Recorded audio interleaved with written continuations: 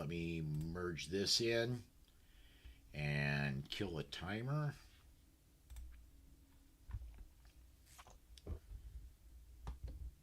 Hey everyone, welcome to another edition of Polite Society News. This is the Training Friday edition of Polite Society News. That means joining me is. Why is that? Oh, let me turn this off. Just a second. There we go. Joining me is Tom Walls Right. of the Firearms Academy of Seattle. Tom, been a couple weeks since we've been able to do this, and you suggested this topic a couple days ago.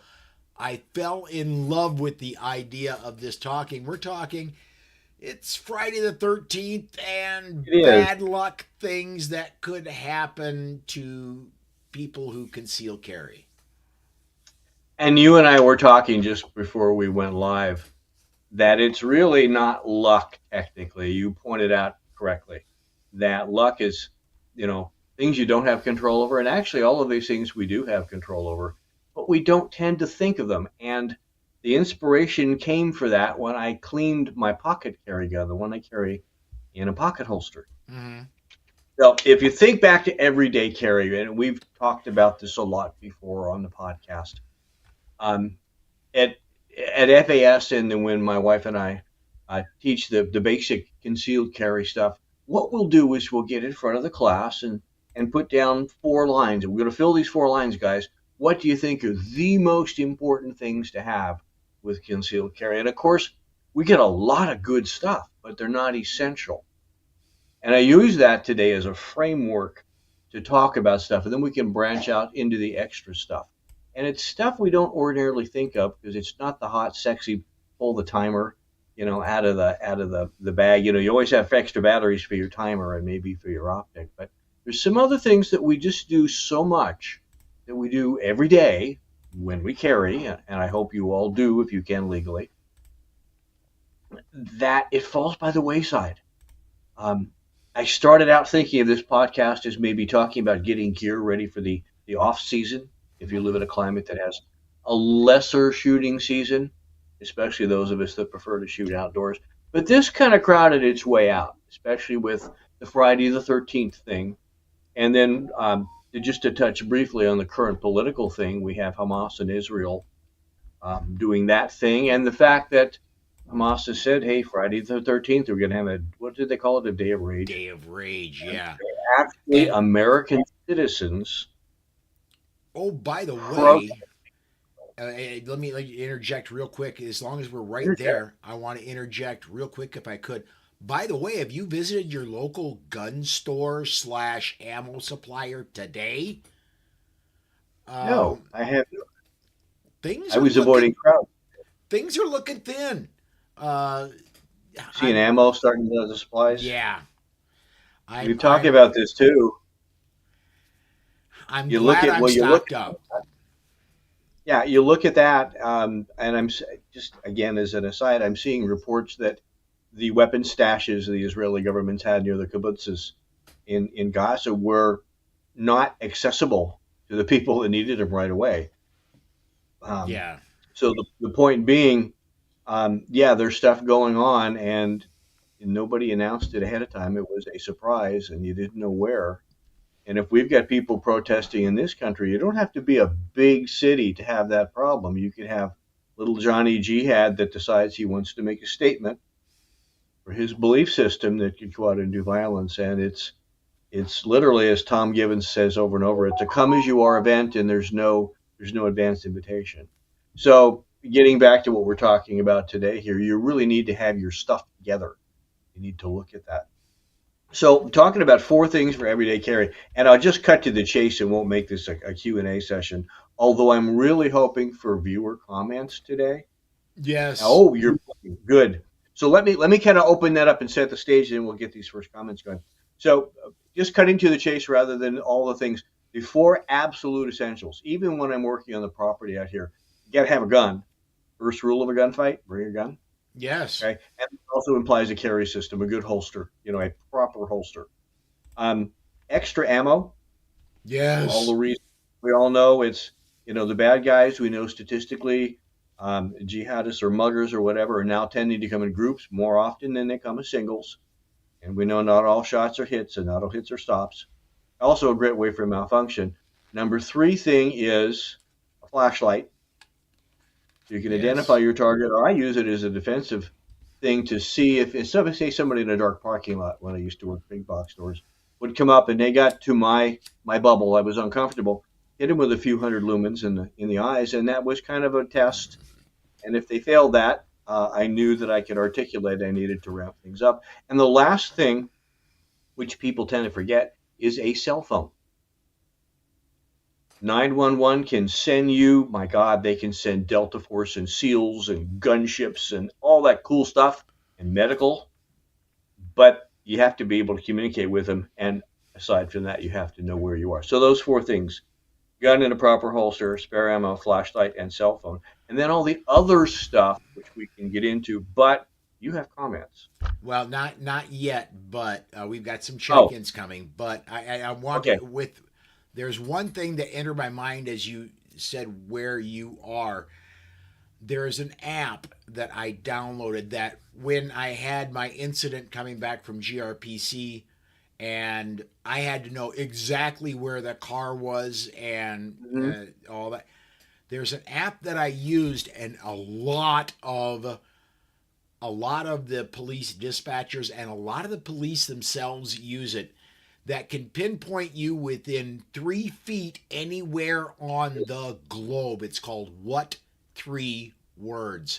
It doesn't go by GPS down to the minute and the second. What it does is it's actually more accurate than that. It will pinpoint you, and then it gives 3 words, and it could be they're just totally random words, but it pinpoints you down to a 3-foot radius.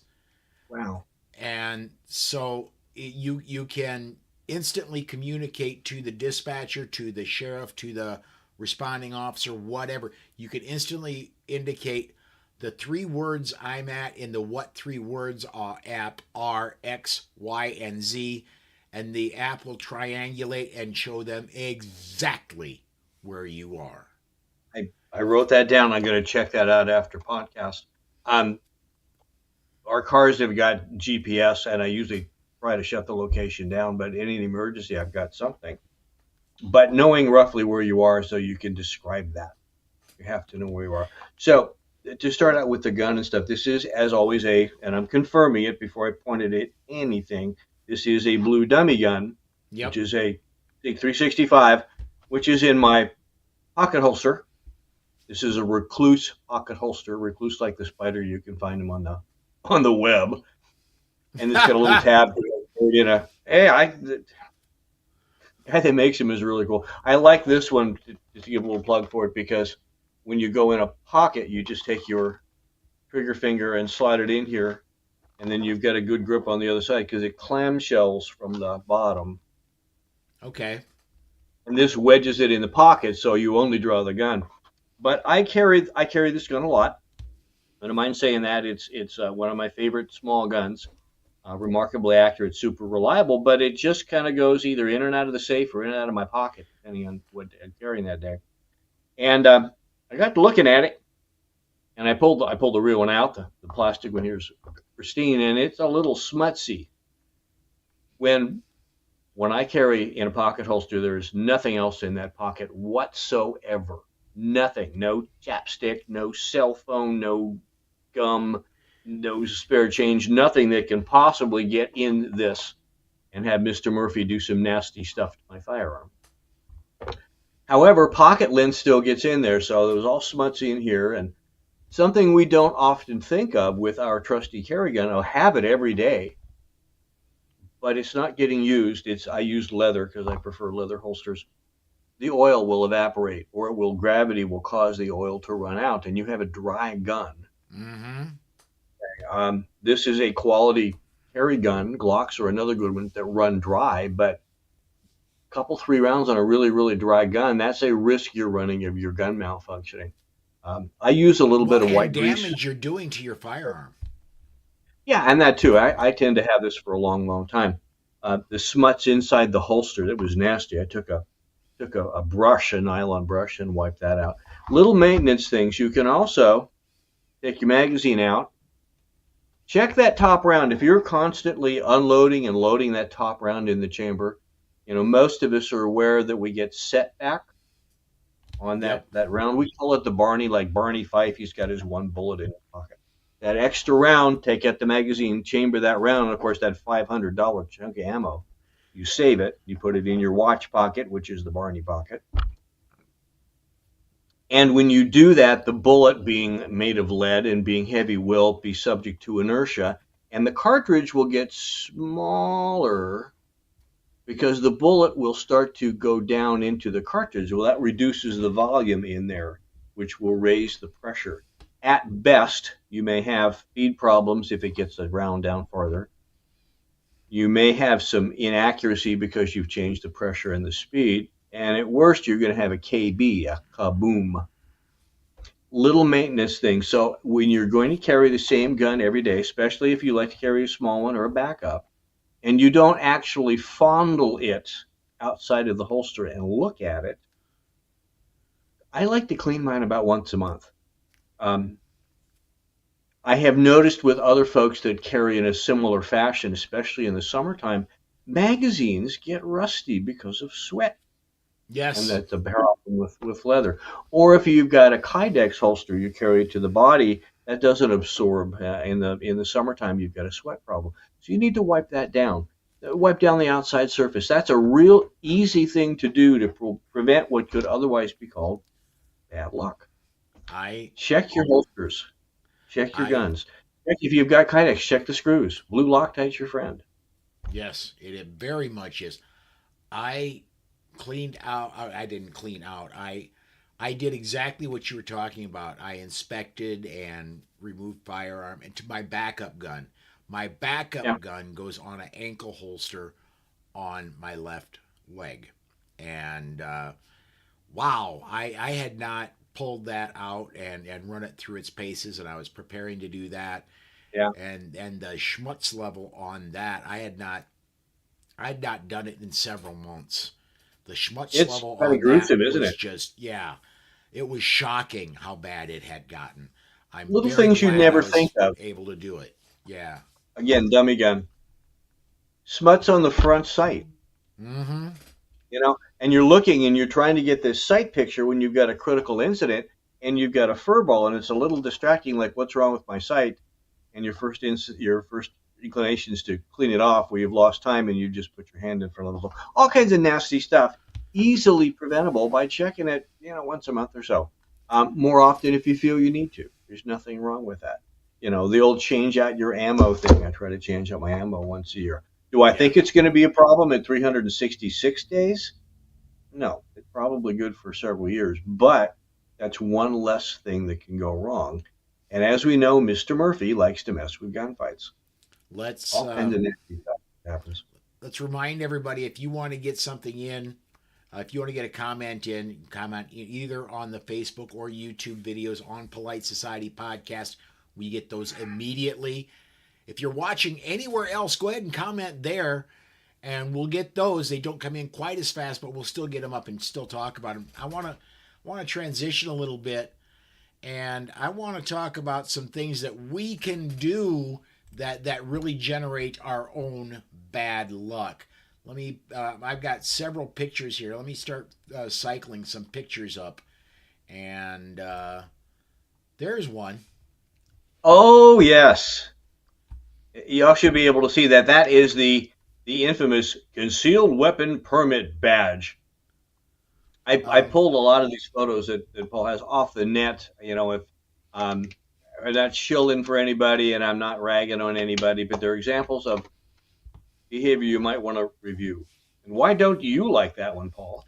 I don't like that one because, as I say all the time, and I will repeat on and on and on, I'm sure, we are not the police. That if you carry that guy right there, you are begging for impersonating a police officer charged to come against you. That you are saying, please arrest me for this. It looks a lot like my badge did, and I carried it in a holder with my ID, my police ID, my commission card, and a badge that I could flash, or I would have it on my belt, right ahead of my belt holster, Mm-hmm. if I wasn't in uniform. That's what cops do, and you can say, well, it says concealed carry. No, you are trying to show some authority, and no, no, bad juju right there. Yeah. Let me get. Especially if you get a police officer responding that's got an issue with that, that can make that life difficult. You can probably argue your way out of it in court if you want to spend the money for the attorney and meet the nice judge and spend the time there and go through that stress. It serves no good purpose whatsoever. It You're doesn't do a thing absolutely. for you, except if you have an ego you want to stroke. And if you've got an ego you want to stroke, you might want to review your reasons for carrying it. And you Now have that the judge if surety you to do really that. need to stroke your eagle, just get a bigger gun. I mean, come Get a deal. Yeah. on. Let's get a few more of these that you sent along my way. Let And if me. again, if viewers have any, I really love to hear. I racked my brain for, I Yeah. won't say hours, moments. Yeah. But we see this. Uh, Okay, this is an example, and this is the kindest example of what we wear. Only evil need fear me, and it's got two very large previously mentioned firearms and a cross. And I don't speak Latin, and I did not do my due diligence and see what that means. If anybody speaks Latin, something truth. But yeah. here you're going, evil should fear me. Do you want to go to court if you've got a brandishing charge or a firearms discharge or a shooting, and have the prosecution go, oh, so, Mr. Walls, you think you're the righteous embodiment of fighting evil. You have a cross. Do you think God told you to do that? Those guns, are they ordinary carry guns, or are they those extra large death guns with accessories? You might be able to fight that BS charge with a good attorney, but do you want to pay to do it? And do you want to go through the hassle? And secondly, what does it say about you to any reasonable person looking at you?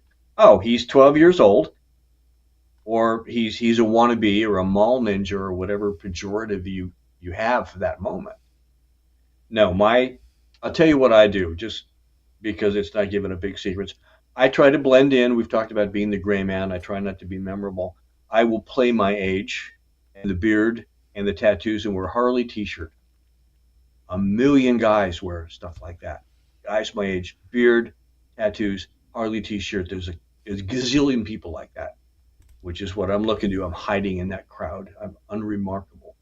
But don't wear gun t-shirts. I'm a life member of the National Rifle Association, life member of the Second Amendment Foundation. I belong to NSSF, the National Sports Shooting Foundation, Firearms Policy Coalition. There's probably a couple others in there. I don't wear any of their stuff. I I do, don't wear but any of I their stuff. do it on camera. Well, I do it. I do it at the range, or I do it when I'm amongst gun people. But if I'm going out to dinner afterwards, I'll cover that stuff up. I don't want to be made as a gun guy from a tactical point of view, and I don't want some. And we say Karen on the air. I don't Yes. want some person of a differing viewpoint to go up and get in my face. I don't want to provoke anybody. And some people will be provocative. Fortunately, I live in an area where that's not a big deal, but I travel to areas where it is. Let me. This next one hurts me personally. It absolutely hurts me personally. So do you But need someone? that one, Why don't you talk about why that hurts you so personally, Paul? I have several. I wear them occasionally. I don't. I wear them to the range. Well, let Uh, me let me ask you this: do you wear vests with all the pockets? What we love to call in the industry, it's a cliche, the "shoot me first" vest. yes, Now I know our mutual friend Masad Ayub wears one, but he usually has a camera, so that actually fits the costume, and he does that on purpose. And it's also great when you're going through TSA with as much traveling as he does. You have the pockets. I well, excuse me. and I love vests, but not the one that looks. Because if you're a gun guy and you see somebody doing that, he doesn't have a camera or a fishing rod. He's got a gun, yeah, and other people know that too. it's not as I mean, everybody in the gun community knows if you're wearing that vest and they don't see a camera around your neck or a fishing pole in your hand, that you're carrying. Hmm. Yeah, The general it's public, I don't think it's as widely assumed, but yeah, it's well, and it's yeah. Again, it's where you are. When we were down at Gunsight doing their tactical concealed carry pistol thing, the instructors were adamant that we have a certain cover garment because in their experience in the military in the sandbox, if you were doing anything different, you had an open front garment, especially a vest like that. Everybody knew you were carrying because you could access your gun quickly. Um, I love vests. In my environment, Carhartt is a fashion statement as well as a practical outdoor clothing. I love a Carhartt vest, and I just modify it by taking those iron-on knee patches you get from the fabric store, yep. the big square ones. Iron those on where my gun rubs against the liner of the jacket or vests. Like I said, I really like vests because they're long enough I can conceal a holstered belt holstered gun. But with all the pockets, and certainly NRA Life member on your logo thing of anything like that.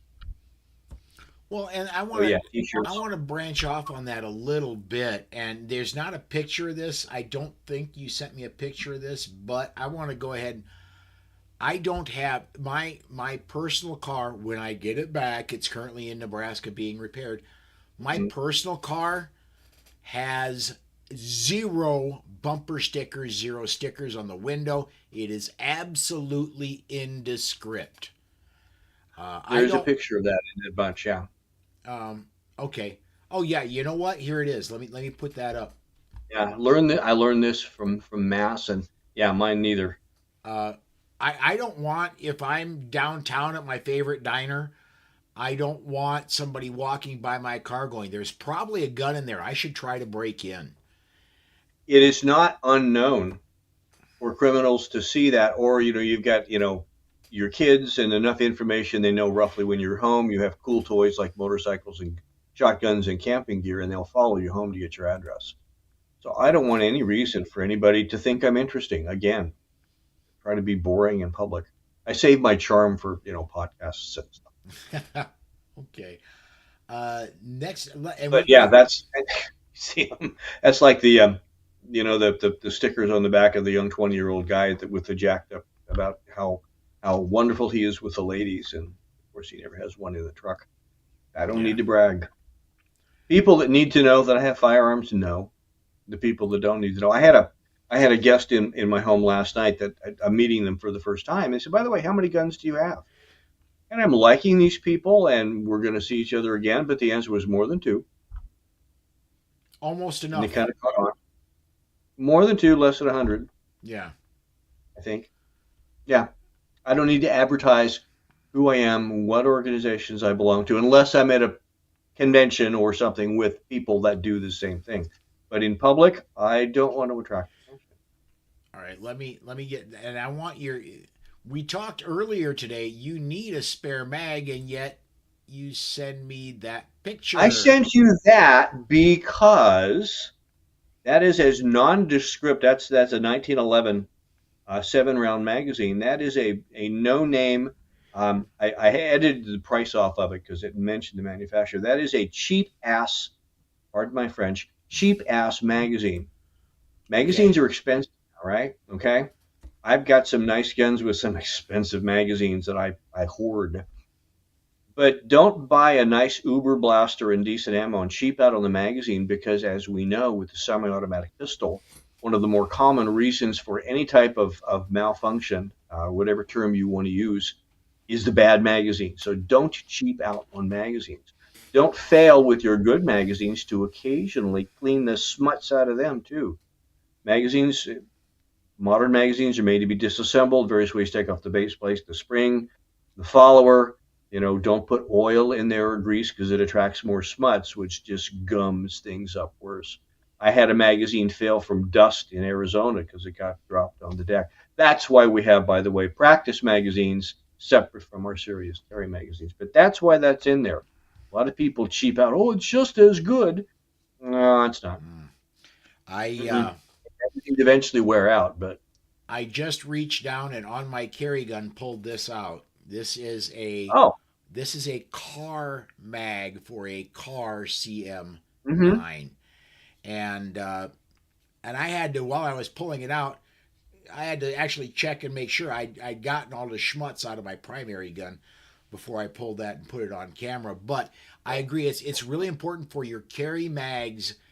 If you carry a Glock, have Glock mags. If you carry a Smith and Wesson, have Smith and Factory Wesson mags. Yeah, Or if and Wilson Combat makes a magazine for it, Wilson Combat's good. I found some others that I know work in my guns, but I don't want to mention them because they might not work in your guns. I just pulled out of the actual Sig 365, not the plastic one, but the real one. I just cleaned this. I pulled the base plate off, took the spring out, and it can be in upside down, so you have to reassemble it correctly. And it's got a very, very light coating of non-oily lubricant. It's Remington Dry Lube. And I cleaned out the, again, I'll show in the dummy gun, clean out the magazine well, because it gets smutsy. Mm-hmm. So if I need to drop a magazine, it'll drop free. And then in a month, it'll be smutsy again. But I can get it before it becomes non-functional, because I'm paying attention to my gear. Now, it's not just there for show. It's serious life-saving equipment. Right? You check your fire extinguishers to make sure they're charged. If they need to be inspected, you make sure they're inspected. Because when you need them right now, and you're going to be real embarrassed that you were too lazy to maintenance your equipment in a critical, life-threatening situation. All right, the next one here, and we're running out of time. We're going to go long. There's just no way around it. We're going to go long because a lot of these. It's always the podcast that I think I'm not going to have enough decent material and I'll have to fluff it. I hate to do that because it's just dishonest. That get the most interesting stuff. Hit us with a picture, Paul. All right. This is one that I for all new shooters, I have the invariably guys want to do this. Although I met one lady who said she wanted to carry small and back, and I have to explain. This one bears mentioning. That happens to be a very nice holster manufacturer that makes quality kit. The problem with the SOB, small of back holster, is that if I was wearing one right now sitting in this chair, I could not access it. And access it when I'm driving. On the range, they're absolutely wrong because when you do that, again with, I've got two guns here, dummy gun, I'm reaching and I'm pulling the gun out this way and I'm flagging everybody on this side of the range and myself. It's just bad. But the first time I saw them was the Old Man from U.N.C.L.E. TV series back in the 60s, and I thought they looked wicked cool. They do conceal well, but you've got that problem. Until you're in a chair and you open back chair and you stand up. Yeah, or until you fall down flat on your back and you've got a chunk of metal on your spine. Or you have to reholster against a wall. Yeah. Or pushed up, yeah. I mean, you can say that about any holster system, but this is really awkward. And as far as somebody grabbing your gun from you, if it's exposed, no way you're going to be able to stop it. There are ways to protect that gun, but they're not very effective. Cool idea, great concealment, except. And of course, it's awkward to get to, so you're not going to practice it. Nobody's going to have you do it on the range, so. Let me get one more up here as long as we're talking holsters. Oh. Other than the fact that that's an Uncle Mike's and not fitted to your gun, there's other problems there. Okay, so clips on holsters, the belt clip, that's better than they used to be. It's got a deep enough thing at the end of the clip, or the bottom, that it will hold the belt fairly well. But it's floppy. You're probably not going to be able to reholster really well. That's probably marginal. The strap is problematic. And could you put that back up there again? I'm going to talk about it. Yep. If you imagine where the belt would be in the waistband holster, the belt would be about as high as the front strap of the gun. How do you get your fingers around the front strap of the gun for a good master grip to draw after you get the snap off and the snap's in the wrong place for a good draw? It's just, no. Yeah. Cheap holsters. I've seen people with really nice, expensive guns and really cheap holsters. Well, and let's talk a little bit about reholstering. and that Yeah. that collapsible holster is absolutely positively a two-handed maneuver. And oh, by the way, Yeah. you have to put your hand in front of the gun to open up the holster to reholster the Yeah. gun. This is an empty holster and since I've got a live gun out here too, let me make sure I've got the right one. So this is about the same size as that gun, except it's for this 365. I have the dummy gun for. I'm confirming. You literally have to put a hand over here and open it up and hold it out, and you're pointing the muzzle all at your hand. It's just, why do we want to put the gun back in the holster so I don't have one in my hand when the cops show up? Yep. Because if they get with a man with a gun and I'm the man with the gun, guess who gets slammed to the floor or shot? So a holster you can reholster with one-handed, and this is a commercial one. I think this is Galco. Got a nice belt loop. If I wanted to turn it around the other way, got a left-handed one. I carry an appendix. I carry it on the belt. Not that expensive, but to see people cheap out on holsters, it's discouraging. It's as important as the gun. Keeps the gun in one place. Great for Steven Seagal. Seagal in movies, yes.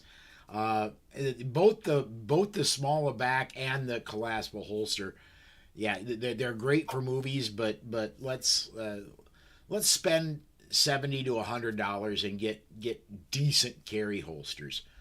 Let's go ahead and get a few more in here.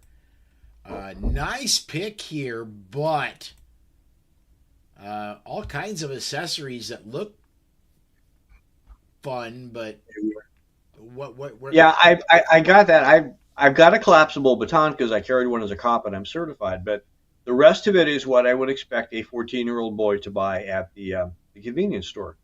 The machete, I don't think it's properly balanced for stuff, and the saw blade on the back. Maybe you could cut a tree with it. The two folding knives at the top, not a bad size, but a Tonto blade on the one on the left and a little bit of a belly on the one on the right. Not bad. The daggers on the bottom, I know somebody that likes to carry daggers. From my point of view, for a self-defense knife, I don't want to stab. I want to slice because I want to break down structure. Stabs are fatal, but they take a while. And then the one in the middle, that claw-shaped one, that's called a karambit. And that is used for nothing except fighting and cutting yourself accidentally. And more the latter than the former.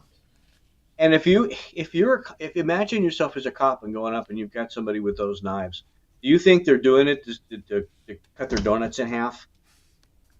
Slice the apple? No, those are aggressive looking knives. A knife is just a blade, but the way they look kind of sends a message. A Swiss Army knife as opposed to a tactical knife. Roughly the same function. They both cut. But the message you're sending, and if I want to pull it out and use it for something and I pull out this super wowie knife, again, it's attracting attention that I really don't want. Yes. The next You're talking about Steven Seagal. If say what you want, the John Wick movies, the guy was trained to handle a gun and had good kit. Yeah. The next three I'm going to cycle through kind of, and then they're all the same type of thing. And I do want to, we're already over time. I don't want to have a marathon broadcast today, but the next three we're going to shoot through in kind of a hurry. Friday the 13th. Let's do the theme here. Oh, this actually is a thing. The Punisher skulls anywhere. Grip panels or something on your gun or Cerakoted or hydro dipped or whatever, that has been a problem for people in court. The prosecution will say, "Oh, so you think you are a Punisher? That's what you did. You deliberately sought out someone so you could punish them in this self-righteous rage, didn't you, Mr. Walls?" Again, that's a thing that can be fought in court, but it's going to cost you stress. It's going to cost you money, and I don't want to send that message. I don't want people to think I'm there as the avenging angel of God. Yeah. And I think a couple other photos show that same thing. They're funny to look at. Oh, this is classic. Smile, wait for flash on some kind of a compensator and looks to be a Glock. Yeah. Again, same thing. Oh, you take death you think it's a joke, don't you, sir? Deadly force is for your entertainment, isn't it, sir? Again, a court issue, and has cost people problem. And I think one more shows that really There, badly. there are two more, and they both do. Two Yes. more. You're the producer. You get to pick. Okay, there's the same thing on the 1911. Eat lead and die. Boy, do you want that? It's a giggle, but no. And last one. And This these are things all actually, for sale. this last one actually was made it into a court case. Yes, you probably remember the dates and places. I remember the gist of it, and I edited out the F word just because this is a family show. Yep. But basically, it says it's a dust cover. You're You put on fudged. your AR-15. You're effed, and that actually appeared, didn't it, on a In a police court officer? case. Yes. Yeah. A police officer was involved in a eventually ruled good shoot, but that cost Thankfully. that department and that officer a lot of money in defense. Yeah, anything on your firearm, if you need to use it, anything on your firearm other than absolute rock stock, you're going to have to justify in court. There are good ways to justify a modified trigger. Oh, yeah. You can justify. Look, by switching to this trigger, I was able to more carefully place my rounds and was much more accurate, thereby reducing the chance of innocent bystanders being injured or killed when I used my firearm. That's a great explanation of why you put a different trigger in your gun. This is a good reason for taking legal education. We Yeah, always say, Masada Ayub, to belong to an organization. I'm particularly fond of Armed Citizens Legal Defense Network. There are others as am out I. there that provide you with, and a disclaimer, I'm a member of that too. Will provide you with expert witnesses that can explain that in a reasonable way. I didn't want this 12-pound crunchy trigger. I wanted something reasonable. The industry standard is I'm within that standard, more accurate. So I had to shoot the guy less, easier for the trauma surgeon to fix so they can stand trial. And I didn't have to worry about the proverbial busload of nuns and school children in the background. I wanted to put bullets where they needed to go and nowhere else. All kinds of stuff. You can do that with sights if you do aftermarket sights. If you can justify that modification in that way, or put the Punisher skull on and spend some more time in court and more money. This last, thankfully, that we're gonna got one more I want to get to here. Thankfully, this fad has faded. It's gone. It was a thing at SHOT Show for about 2 years. Zombie ammo, and you'll notice this is Hornady, which is a major manufacturer. I never purchased it. I never wanted to be seen purchasing it. I understand as far as ammo goes, absent all the advertising, it was pretty good. But that has come up in court for some people, I am told. Oh, Mr. Lathrop, you think it's a game like shooting zombies in the video game? Any other mental problems you care to discuss before we Yeah, subpoena your medical records? It's just bad stuff. That's like DRT yeah, ammunition was good ammunition as far as accuracy and expansion, but DRT, we all know in the industry, stands for dead right there. yep, Oh yeah, man, dude was DRT. Okay, that's not a thing to call ammo.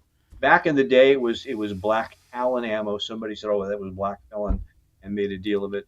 Winchester just changed the name they branded it with. Great ammo. But these are the things that could come back and bite you as court. Um, I know we're bent on time. Real quick, things that can bite you that you don't ordinarily think of. Okay, you need to have your carry permit with you. When's the last time you checked the expiration date on that thing? about a minute Especially before we like a went to lot of us. air. I've got a bunch of carry permits to cover me as much as I can where I travel, and I had to renew just last month. I had to renew an out of state one. That state sent me a reminder by email. Not all states do, and it's going to be great. Yeah, I've got a permit for this place, and it's well, you did, but it's 2 months out of date, so you're concealing a firearm that you shouldn't be having. All kinds of little things like that. We could go on for another hour that we don't have. Yeah, and just to prove, I'm gonna cover up the. There's my wallet. There's my. I just as we were talking pre-show, I checked my South Yeah. Dakota enhanced permit to make sure I still had to. South Dakota will not notify you when it's done. It's done. Diana and I both have carry permits for one of the New England states that are extremely difficult to get now. We got them years ago. If I let that lapse, I'm anticipating a problem. So I'm avoiding a problem by just staying on top of these little things and not letting Mr. Murphy bite me in the backside. All right, man. Well, we are super long on time. We're almost 45 minutes into a 30-minute program. Tom, we're winding down the summertime. Well, it's fall now, but is there still stuff going on that people can sign up for over at Firearms Academy?